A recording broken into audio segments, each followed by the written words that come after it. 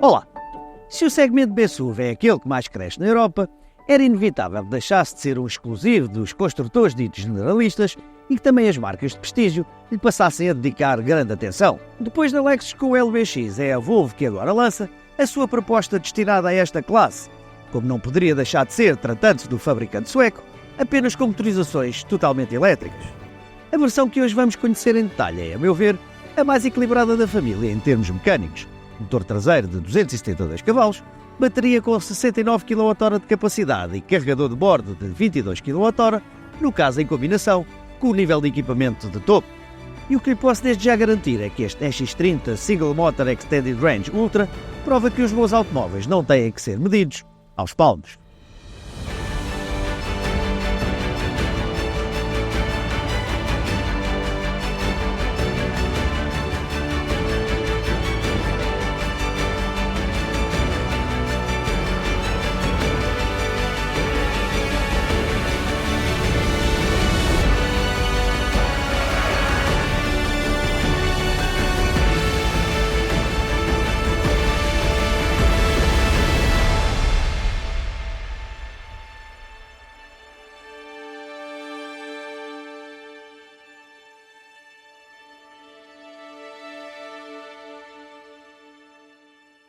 Tratando-se de um modelo premium e sabendo o quanto os olhos comem, sobretudo quando em questão está um modelo deste género, não menos inevitável era começar por apreciar o visual exterior. Desenhado na Suécia, o SUV mais pequeno de sempre da Volvo exibe um design minimalista e dinâmico, tipicamente nórdico e em linha com as mais recentes criações da marca, sendo fortemente marcado por formas sofisticadas, originais e harmoniosas que garantem que nunca passa despercebido. Algo que se fica a dever em boa parte ao facto de as suas proporções fazerem-no parecer maior do que é na realidade, pois quase ninguém diria, num primeiro olhar, que até é mais curto do que um Peugeot 2008, líder do segmento em Portugal, ou do que um Smart #1, com o qual partilha a plataforma e parte dos restantes componentes mecânicos. Apesar de bem parecido, o facto é que as dimensões compactas dificilmente permitiriam ao X30 ser uma referência em termos de espaço, tanto para passageiros como, sobretudo, para bagagens. Ora vejam. A capacidade da mala não é mais do que aceitável para a classe, e menos mal que existe um fundo falso onde é possível guardar os cabos de carregamento e que o acesso é relativamente amplo e baixo, facilitando as operações de cargas e descargas, pois não será o pequeno compartimento existente sob o capô dianteiro que vai resolver a questão quando se pretenda transportar os pertences de toda a família. A habitabilidade também está longe de ser das mais generosas, sendo a principal limitação o espaço para pernas atrás, a que se junta um lugar central traseiro menos acolhedor do que os restantes, também devido ao formato do banco e apesar do piso plano. Se o espaço não é o seu maior trunfo, ao interior não faltam outras qualidades. Também aqui o X30 alinha com as mais recentes criações da Volvo, de novo adotando um estilo minimalista e claramente escandinavo, que chega a fazer lembrar o que muitos idealizam ser a decoração de interiores que domina por aquelas paragens. Ao mesmo tempo, a percepção de qualidade é bastante boa, mesmo que alguns dos materiais utilizados, muitos deles reciclados, não sejam dos mais macios, sendo disso exemplo aquele que reveste a parte inferior do tablier e os painéis das portas e que acaba por convencer devido ao seu padrão e ao seu acabamento. Por esta altura, já por várias vezes lhe falei em minimalismo, mas digo-lhe que ainda não viu nada. Simplificação foi mesmo a palavra de ordem aqui no interior, conceito por vezes levado ao extremo. Por exemplo, de fronte do condutor, nada mais existe do que o volante e o para-brisas, sendo quase todas as funções do veículo comandadas através do ecrã central montado em posição vertical.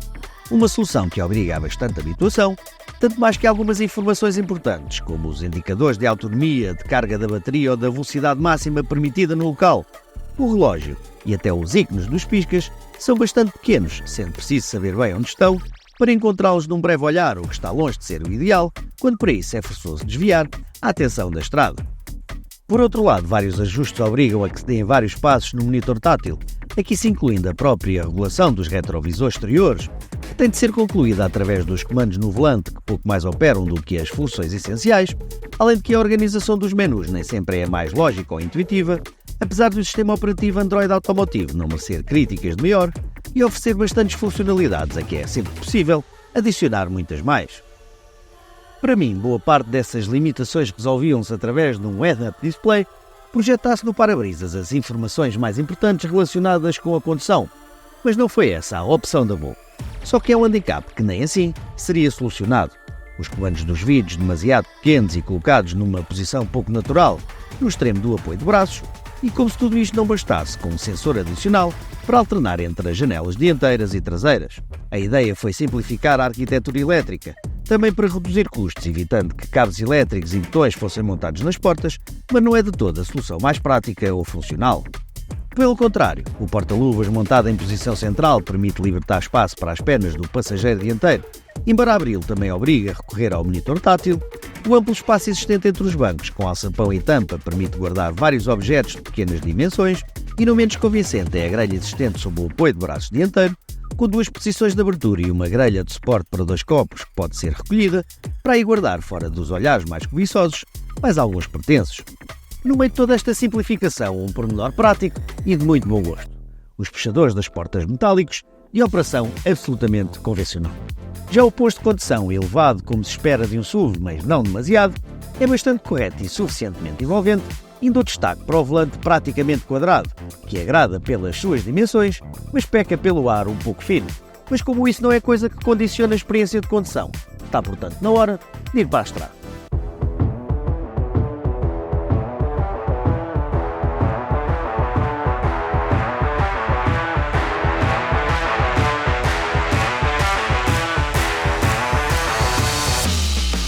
Como já tive a oportunidade de lhe dizer, versões mais acessíveis do EX30 montam apenas um motor elétrico traseiro com 272 cavalos e 343 Nm.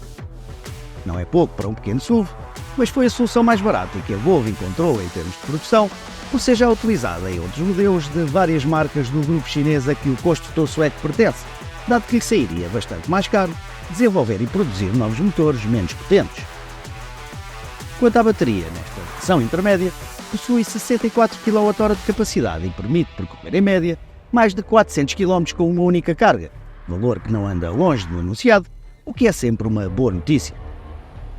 Por outro lado, para potenciar a autonomia, é não só possível como recomendável utilizar a função One Pedal Drive, que ativa o modo mais intenso da regeneração de energia em desaceleração.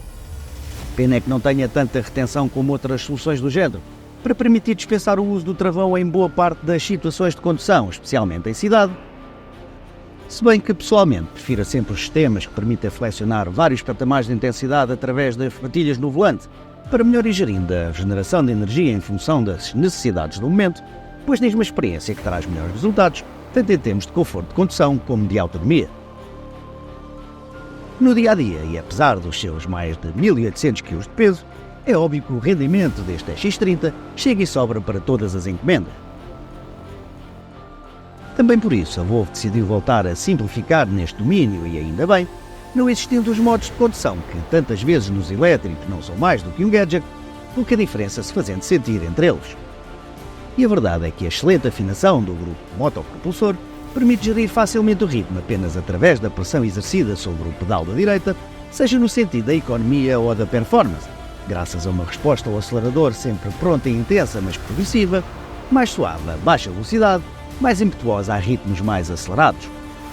Numa utilização tipicamente familiar, o silêncio a bordo é quase absoluto, não se fazendo ouvir excessivos ruídos aerodinâmicos ou de rolamento, ao mesmo tempo que a evoluída suspensão às 4 rodas evidencia que na sua afinação foi dada primazia ao conforto, sempre elevado mesmo sobre pisos menos bem conservados, com a maioria das irregularidades a ser absorvida com assinalável competência.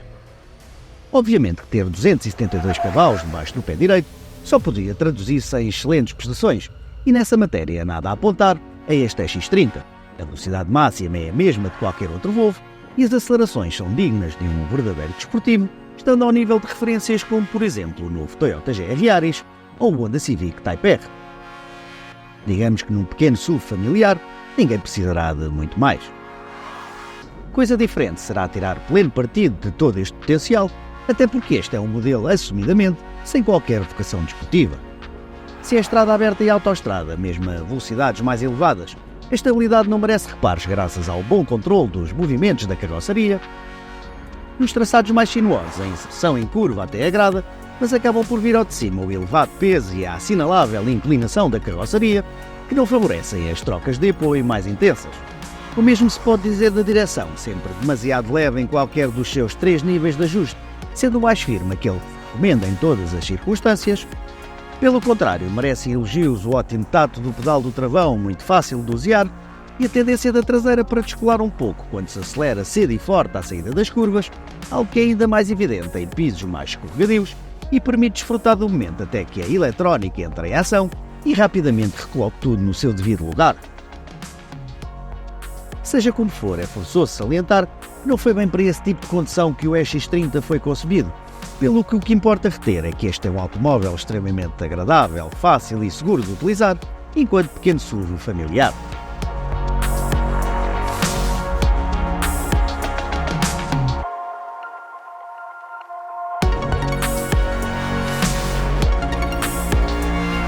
Por tudo o que lhe disse e mostrei, não será difícil perceber por que motivo o EX30 é já um dos maiores sucessos de sempre da Volvo, batendo sucessivos recordes e superando mesmo as melhores expectativas da marca sueca. Portugal não foge à regra, sendo proposto entre nós a partir de 39.554 euros, na versão com bateria de 51 kWh e cerca de 344 km de autonomia.